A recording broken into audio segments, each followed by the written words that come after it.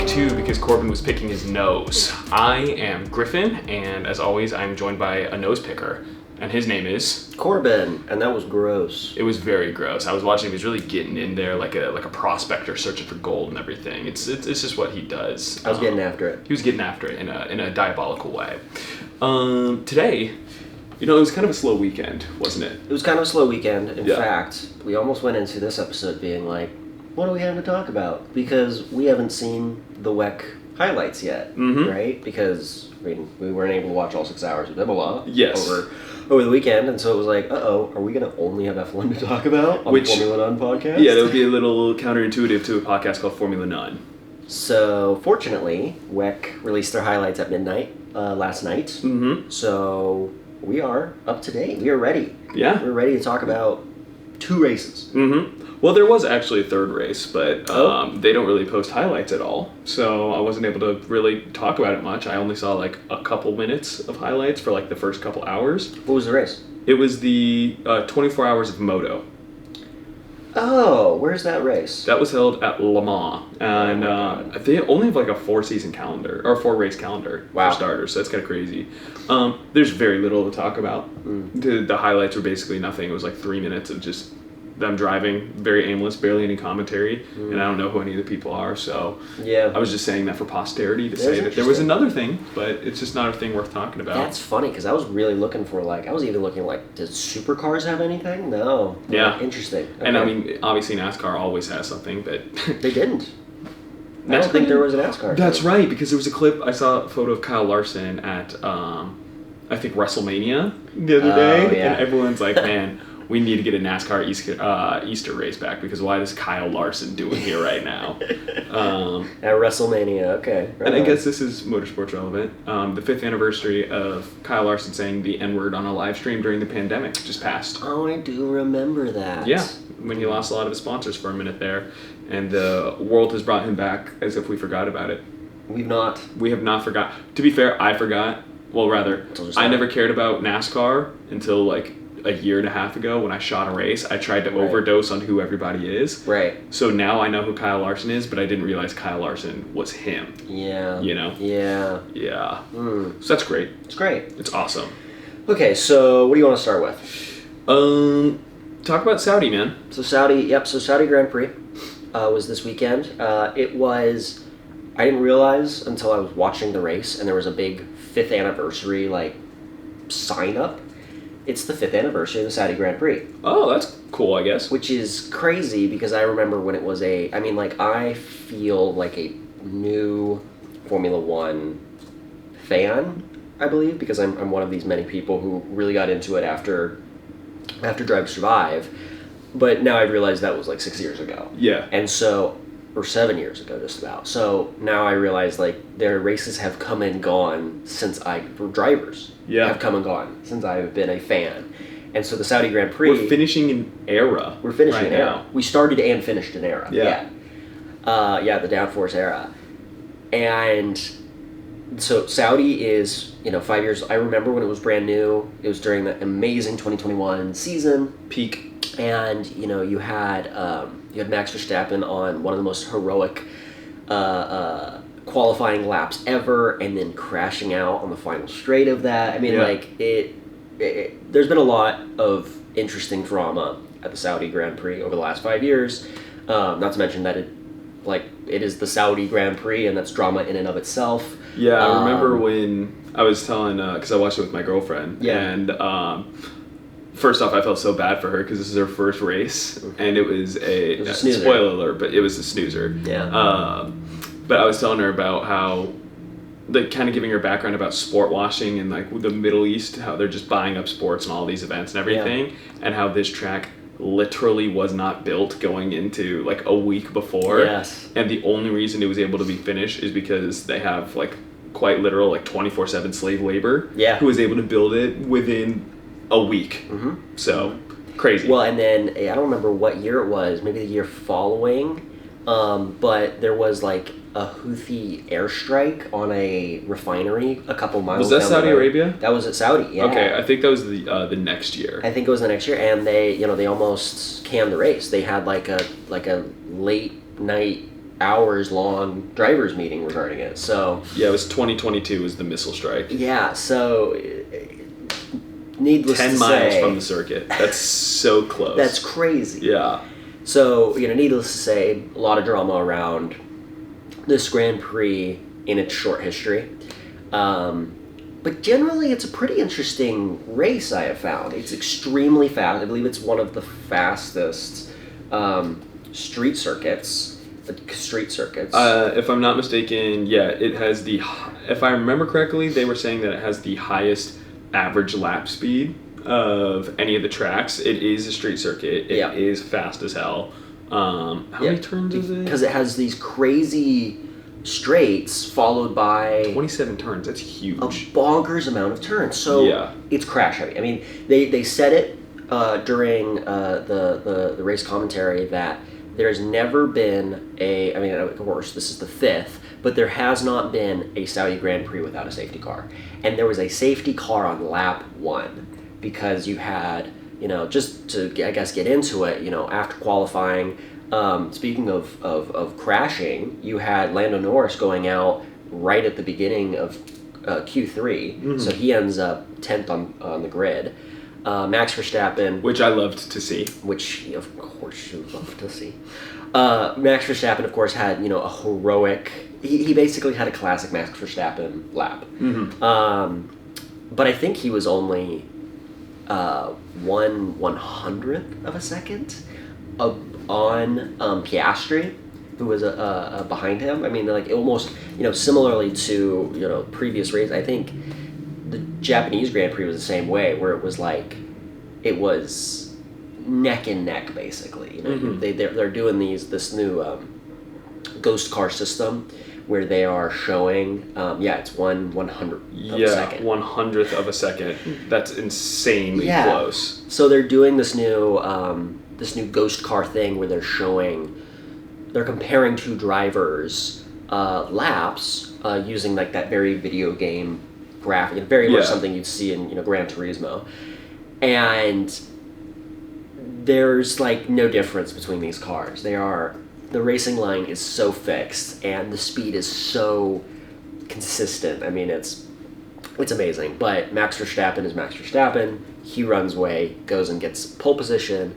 Piastri rides right on him, and the race begins, and you immediately have only a few turns down, and it's actually a place where constantly they are going off-road. In fact, Max Verstappen went off there and ended up with a 5-second time penalty. Yeah, like immediately, very quickly. Which is a place where a lot of people have gotten time penalty, larger, 10-second. I think they said Kevin Magnussen got a 10-second time penalty last year, which is crazy on this track, considering how tight it is. But track limits have always been pretty aggressive at this track, and I think it's the exact same corner, you have Yuki Tsunoda and Pierre Gasly having a racing incident and taking each other out. In a big way. I mean, Gasly was out in the wall. I think Tsunoda was able to limp back. Tsunoda got it to the garage, and they were seeing if they could keep it going. But after they were like really looking at the damage in the garage, they're like, "Oh no, this car's cooked." Yeah, he was cooked, and back at the grid at that point. I mean, horrible luck for Tsunoda. Very rough. After finally getting that Red Bull seat, he's managed to be in the points once, I think. To be fair, this is only his 3rd race. That's true. So, that's true. I mean, and Japan was kind of a weird one because of the rain. Yeah, Japan sucked. And then it was Bahrain before this, and he scored points. Yes. So, cool. And then this one he crashed out. So it's like, okay, bad race with bad quality in a car he's never driven in Japan. Forgivable. Yeah. Getting points on second outing, cool. Yeah. And then this time, it sucks. It sucks. So, yeah, I mean, it was just bad luck. And I'm counting him as 1 for 2, essentially. Yeah. Because that Japanese race has so little to talk about. Yeah. But I find myself having to talk about it because, fast forward, this is a pretty boring race. Piastri eventually gets the lead. I actually left in the middle of the race because it was boring and we had a party we were going to, and so I was like, I need to go take a shower. Came back. The only difference was that Piastri had taken the lead. And even then, his lead wasn't 100% on merit. Piastri was doing super well the whole time, don't get it twisted. But when Max came into the pits, he had to serve that 5-second time penalty, and everyone agrees that's what 1,000% gave Piastri the lead. Absolutely. I mean, he only finished within a couple of seconds ahead of Verstappen anyways. But yeah, it would have been another, I mean, it was certainly a snoozer, but it would have been a pretty much, just kind of a parade of cars, with Verstappen at the lead to win. But Piastri did win, which makes him a 3-time race winner of 2025. Yes. And I can't help but consider this season in an interesting way.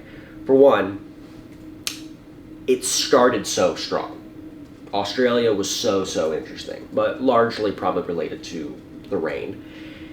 But it's kind of been a series of not very interesting races. And what's interesting is that it's not a very interesting, it's been several not very interesting races, but 3 different race winners so far. Yeah. It's one of the closest seasons it's easily the closest season since 2021, right? Because every season since then, Max Verstappen has basically ran away with it. Sure.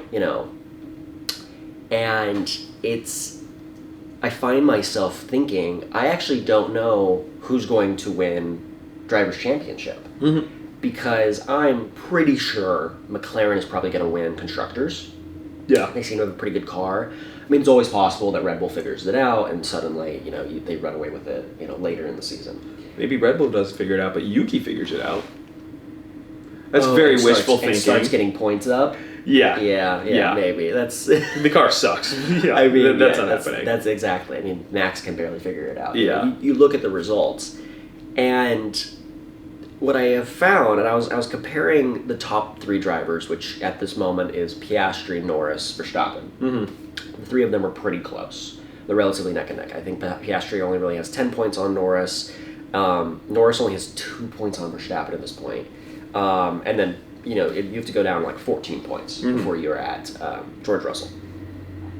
And so what it's looking like is McLaren's probably going to sneak away with a Constructors.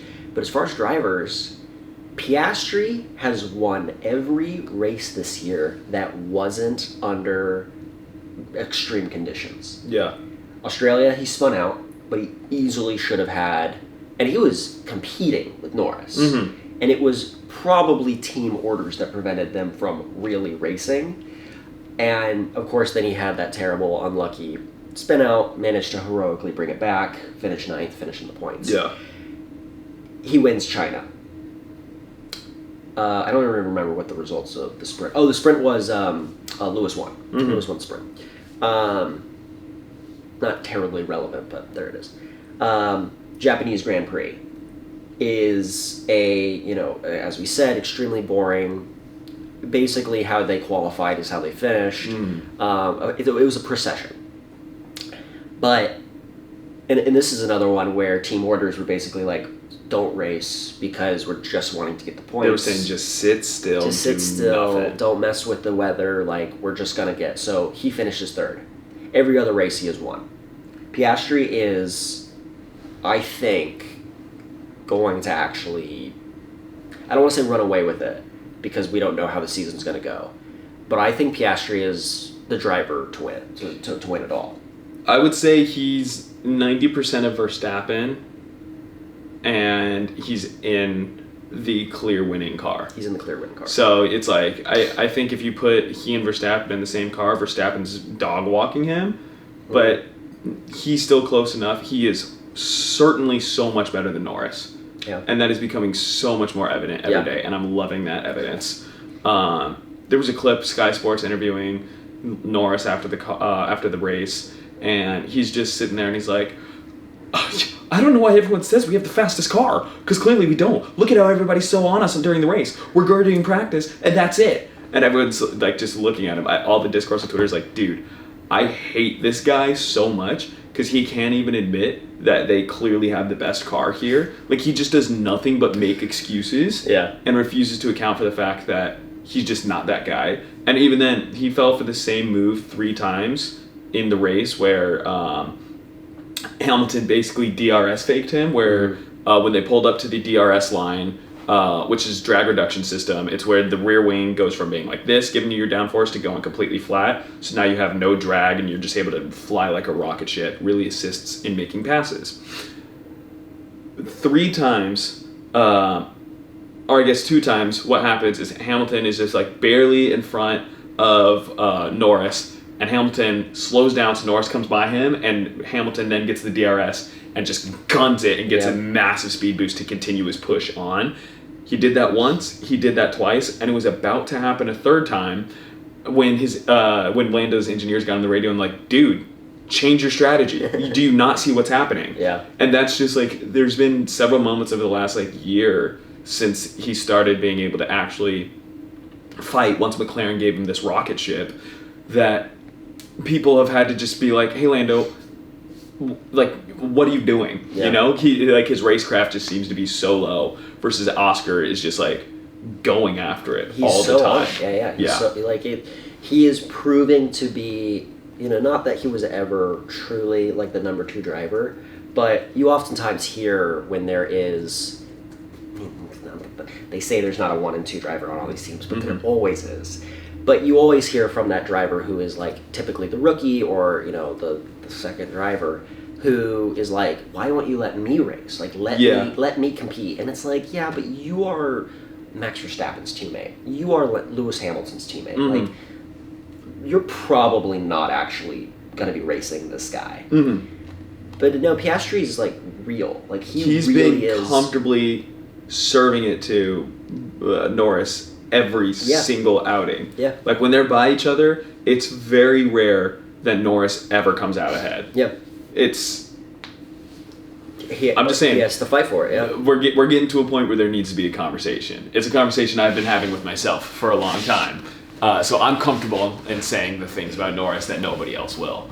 You're very brave. I'm so brave. Yeah, this is my line in the sand.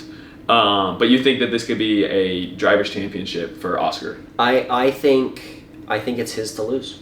Okay. I think it's his to lose. I think he's got the car, and anything can happen. You know, we always see it where the cars are so radically different at the end of the season than they were from the beginning of the season. But McLaren's strong, and there's no reason why they can't continue to build off of that. And he's got the guts. He's got the gumption. He's got a lot of confidence now. I think he's got something to prove. I think this could be an Australian World Championship. So yeah, that's all I got to say about Formula One. You know, a lot of thoughts. Yeah. I think this season is interesting because I don't necessarily. It doesn't feel written. Like, I feel like the last 4 seasons have been written. But you know what's interesting is the fact that there are. You said 3 different race winners, right? Correct. There are 3 different. Well, 4 if you include Lewis's sprint. Fair. 3.5. 3.5. There are 3.5 different race winners. Which, I mean, I've seen even Formula One posting about it. They're like, "Oh my God, look how many race winners we have in so many races. This is so cool." But at the same time, we're not seeing anything good on track for the most part. Yeah. So I think what's interesting about Formula One, and I've talked about this when watching Max dominate, specifically the 2023 season, is things sound good on paper, but the product very rarely is. Yeah. And I find that to be so fascinating, because hearing that one guy won 19 out of 22 races is insane. It's insane. Like, that is so crazy. Like, you just have to think about what that takes. I mean, so many people don't know how difficult racing is until like somebody holds their hand to explain it. Yeah. And then once you do know that, and then you think about winning 19 of 23 or of 22, you're like, oh my God. And then the fact that one car won 21 of those 22 races. Like, you think about that and you're like, what is happening? Like, that is so crazy. Yeah. But also, it was one of the most boring things to watch in the moment. Yep. And, I mean, we've had 2 100% snoozers of a race. Yes. And that was this Saudi Arabian Grand Prix and the Japanese Grand Prix. The Australian race was mainly entertaining just because rain. Yeah. But it's not like much happened. Like, they were still kind of procedural behind the rain. It's just every once in a while somebody spun out. Yeah. Because rain. Right. Yeah, there'd be another safety car. Yeah. If I remember correctly, China was a snoozer, right? Yeah, I don't really remember China. Yeah, nobody really remembers China. I remember there being a lot of a lot of trash talk about it. Yeah. Bahrain had some like actually good racing to it, but that's one of 5 races? 5, yeah.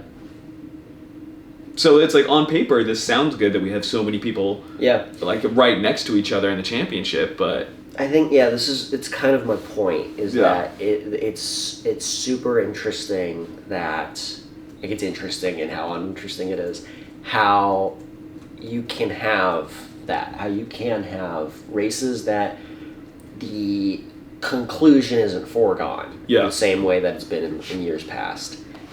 But once it's happening, it's kind of like, well, it's going to be like 30 laps under this guy. Yeah, right? I mean, it just proves that it's a qualifying series. Yeah, because it's like, a qualifying series. Truly one car might be better than the other car in qualifying. Yep. But then you now know who's going to win on the actual day. Yeah. So it's like the only day that matters to watch now is Saturday, pretty much every single time. Yeah. Because you're rarely going to get what you need or what you came for or what you care about on the Sunday. Yeah. So, I mean, honestly, Formula 1's always been, like, the qualifying's always been the best part. It's always, like, the most high energy. It's shorter, too. It's, like, an hour long, so you just kind of, like, engage with it. The, like, instant elimination of, the bottom 5, or the bottom 5 of each round. It is extremely compelling generally. Yeah. But now it's like, that's what matters. That basically determines who wins. It's a shame because yes, qualifying has always mattered to the real ones, but at the end of the day, Sunday is the main event. Yes. It's when they put their whole resources in it. Like, you go to a race, you'll see, like, that's when everybody's popping out and doing their thing. And also, you're never going to get wheel-to-wheel racing in qualifying either. No. It's just people all hoping to get clean air, so you're going to have one car 4 seconds ahead of the other guy by design, so that you're hoping that you can get your undisturbed run. So you're never going to get anything interesting in qualifying. You're just going to see people going fast as hell, which is cool, but that's not what you watch racing for. Right. If that's what you watch racing for, why don't you watch drag racing all the time? Yeah. You know? So, I don't know. I just think it's... F1 sucks. I think that's my conclusion here. Like I said, you're very brave. I'm so brave for that, yeah. Do we want to talk Imola a little bit? Yeah, let's move on. So this weekend was the 6 Hours of Imola. Imola is a race held in Italy, and it went down. It's a thing. Basically, okay, all I really want to talk about is this. First off, podium for the hypercar class is Ferrari in first, BMW in second, Alpine in third. Alpine, if I'm not mistaken, people are saying that they're... let me double check this.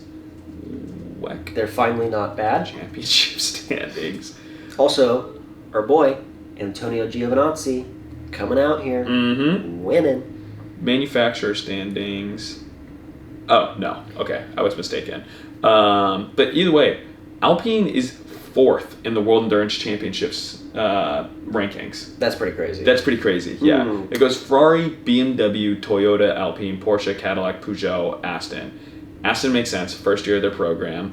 Completely out of the points. Yeah, completely out of the points. Peugeot is a shame because their car is like dope in theory. It was a lot cooler their first season when they didn't have the rear wing. Cadillac, it makes sense because... Yep, yeah. They love to squander. Yeah, they just can't do a damn thing right, unfortunately. Porsche being that low down is very interesting. Alpine being above Porsche is especially interesting. Yeah. Toyota makes sense. You can never discount Toyota. BMW is very interesting because last year was their first year in WEC, and they were like kind of nowhere. So it's cool seeing them turn around their program so much. And Ferrari being number one makes sense. But the thing is, what I want to talk about specifically... Okay, so, sorry. Podium was Ferrari, BMW, Alpine. Yep. And then in terms of... LMGP3. Yeah, LMGT3. You had... Oh, that does not say what cars they were, but Manthey First Form, which is a crazy name. Yeah. They got first, then Team WRT, then Akotis ASP team. be really nice if they said what those cars were, I feel like. Who's the manufacturer? Yeah, seriously, what does any of that mean? Let's see if I can actually get this. This is just like a reoccurring thing with like GT racing where it's like impossible to follow. There's so much to know that, maybe I'm a fake fan because I don't immediately recognize and correlate names with manufacturer. Mm-hmm. But hold my hand a little. Just a little bit. Just a little. It looks like... No, that's not it. I'm going to get there. We're going to get there. What if I click see all results here? Okay, that's not what I want, though. Yeah, okay, see, I don't even understand their website. Oh, there we go. I just need to keep scrolling down. So that was a Porsche that got first with Manthey first form. Then that was the BMW, I believe it's an M4 that races in this for Team WRT, and then Lexus with Akotis ASP team. Man, I hate the way the Vassar Sullivan Lexus looks in America, but they always win, and then them getting a podium with that same chassis in WEC. Like clearly that Lexus is doing something. Yeah. But what I really want to talk about with endurance racing is. What's interesting is we have complained about Formula One for being procedural and you only ever see one person win. Right. Ferrari keeps winning everything in World Endurance Championship. They've won the last 2 or maybe 3 Le Mans, and they've won already multiple races from this season of World Endurance Championship. Porsche has won literally everything in the GTP class for IMSA. Yep. So it's kind of another situation where you're watching dominance. Didn't Porsche win Le Mans last year? I don't believe so. I'm pretty sure it was Ferrari again. I thought Ferrari was 23. I know that Ferrari was 23, but I thought 24 was Porsche. If I remember correctly, it was the what's it called? The privateer outing of Ferrari, so somebody who bought the car. Pole position was Porsche Penske, and the winners was Ferrari AF Corsa. It was. Yeah, interesting. So that was the privateer team, not the factory-supported Ferrari team. That's interesting. Okay. Yeah. LMP2 we don't care about. LMGT3 was Manthey EMA, and I don't know what car they raced because it won't tell me. Okay. Yeah. So anyway, so you're right. Ferrari is pretty dominant. Ferrari pretty consistently crushes everything in hypercar class for WEC, and Porsche is just constantly destroying GTP, and so you're seeing eras of dominance within sports car racing. Yeah. However, they said there was 300 of the 500 laps at Imola were led by a Ferrari. Crazy. Yeah. But what's interesting about it is the on-track product actually rocks, though. It is. It's in GT racing. You see, because even then, it's not always necessarily that one team is dog walking the others. It's just you'll see one team win against the others, and even if one team is dog walking, the product is still interesting. Watching a hypercar lap the hell out of a GT field, there's still a lot of value and coolness to that. So I just that was just basically my only thought this morning. I was thinking about, damn, we can still watch Eras of Dominance in another series, but it is at least a significantly cooler series in so many other ways. But they also keep it equitable because of balance of performance, where they'll try to kneecap one team and boost the other team to make sure that racing's always equal. Yep. And you'll still see somebody like Porsche or Ferrari walk away with so much of it. Yep. I just think that's interesting is all. I mean, I'm not going to disagree with you.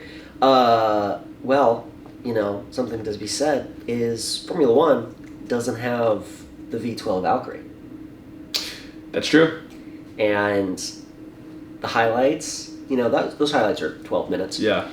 And, they cover a pretty good span of the race, a lot of the interesting things. And I think there's about 15 seconds of that are nothing but the Valkyrie, and it's specifically the commentators going one of them shushes the other to be the one starts talking, goes, no, so good. And one of them goes, oh my lord. Oh my lord, yeah. Oh, that's so good. Yeah, so those Valkyries, They're winners in our hearts. Yes. Winners in our hearts, if not actual point winners. They will forever remain the people's champion of this season, That's right. I think. And people's princess. The people's princess, the belle of the ball, as I would keep calling her. My texts and my reels while I was there. It's like, it's something else. It's magnificent. Yeah. Gotta love those. But no, I agree. I think GT racing it's compelling. It is compelling. It's crazy though, because like I realized, our very first episode was covering the last WEC race. That's how long it's been. Because Qatar was that 1812, kilometer. No, that was the season opener. Correct. That was our first episode. I thought you were saying that we covered their last. Sorry, continue. We did cover their last. That was the first one. They haven't done another race since. There's been 2. Oh, okay. Sorry, I understand what you mean. Yeah. To say that WEC, there's just kind of been like a major gap. There's been so much racing. Yeah. IndyCar's had however many 4 races since. IMSA's had 3. Yes. Yeah. One of those is a sprint, but yes. And then F1's had 5. Mm-hmm. And then I think even Rally's had 2, maybe even 3. And yeah, NASCAR has 5 million. They're probably racing now. Yeah. And yeah, WEC is it's that product that comes just a little less often. Yeah. I mean, I think there's only 8 races. Probably something like that. Yeah. In the season. But no, I think it's magnificent. I think there is something to be said about. I think we've had this conversation about IMSA versus WEC. Mm-hmm. I do think I find IMSA a little bit more compelling, just in the racing. It's also more series, although I don't know if that's just based off of. I'm sure that's track based. What do you mean? Or not series, classes rather. It is track based because not every series.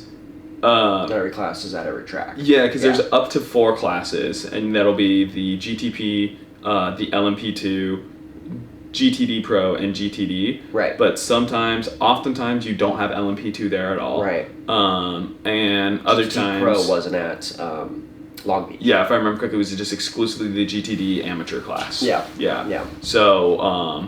but does WEC have those equivalent classes? There's just an LMGT3, mm-hmm. So there's not a delineated separation of class in the GTs. Yeah. There are a lot of like gentlemanly amateur type drivers For sure. in LMGT3, and I'm sure there are some actual full professional drivers in LMGT3. Yeah. But there's not the full on delineated class. That's interesting. Yeah. And there's not an LMP2. There is at the very least at Le Mans. At Le Mans. You're right. Yeah. But outside of that, no. I just thought it was interesting that at this, it's 6 hours. Mm-hmm. It's a true endurance race. There was only 2 classes. Only 2 classes, which is interesting. Yeah. But Imola is a great track. Obviously, extremely historic track. It's Ferrari's home track as well. It's named Enzo. It's Enzo Ferrari's. It's Autodromo something. Enzo Ferrari, I believe. It is the Autodromo Enzo e Dino Ferrari. So named after Enzo and his brother. Yeah. So obviously, great to see Italian drivers and Italian team performing there, of course. Mm-hmm. But yeah, great track, great race. Yeah, I agree. Nothing more to say. Let's look forward to next week. Let's see, is anything happening next week? Yes, I feel like it's about to get very busy again. Yeah. Or at least, I don't know if this, I know there's just Moto and Rally this weekend. But then it's like back-to-back stuff. It's IndyCar and F1. F1's back in Miami, and this is beginning of May, so this is 2 weeks from now. Sure. And then it's Indianapolis is coming soon. Indianapolis testing is starting. Yeah. Yep. But back-to-back Indy, IMSA, Moto, and WEC. Okay. Yeah. The second week of May, there are IMSA, Moto, Indy, and WEC. All at the same weekend. Jesus Christ. NASCAR, I'm sure. That is the Indy 500? No. Just testing, it should be, right? It's the Sancio? Oh, I think that might be the road course. Socio Grand Prix. Where is it? Oh. Yeah, that's the Indianapolis road course. Oh. Yeah. I didn't know Yeah, that. they have a double configuration. Right, So it goes all infield where, check it. So there are some components that briefly use parts of the actual oval, but otherwise it is a... How would you describe that circuit shape? Ooh, how would I describe that? It kind of feels like... Like a crudely drawn, upside-down, silly band pistol? Yeah. I was thinking like an upside-down gun, or some kind of like, you know what it is? It's a bobsled, or it's skeleton. Which one are they sitting? A skeleton? Skeleton in the Winter Olympics. Look it up. It's that one. Okay, that's the one where they face forward. I'm thinking of bobsledding, where they're lying backwards. That is ridiculous. I feel like I've never quite... Yeah, I've paid attention to what they ride on. Yeah. That's gnarly. Yeah, there's bobsledding and skeleton. I was thinking it kind of looks like a floss pick. Or a floss pick. Yeah. Gotcha. We'll take a floss pick every time. Yeah. Actually, no, I won't, because that's bad for the environment. Oh, yeah, true. Yeah. Yeah, just use regular floss. Use a water pick. Way better. I've heard that when you use a water pick, you see how much dirtier your mouth actually is. It's true. It's disgusting. I don't have the balls for that. It's kind of satisfying, too. There's a big one in there. This has been the Formula 9 podcast, where we pick noses and water pick our teeth. Yes. Thank you for watching. Again, it was a lighter week, so we're sorry that motorsports hasn't done better for us. But blame it on motorsports. Blame it on motorsports, generally. Not us. We'll talk to you in a week. And okay, bye. Bye.